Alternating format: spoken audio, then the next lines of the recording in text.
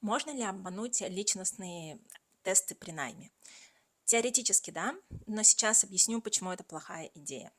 Если вы хотите работать в крупной западной компании, скорее всего, вам предложат пройти один из трех тестов – MBTI, Big Five или Hogan. Может быть что-то другое, но идея у всех одинаковая. Вы отвечаете утверждение о своей личности. Проблема одна. Вы не знаете, какой профиль ищет компания.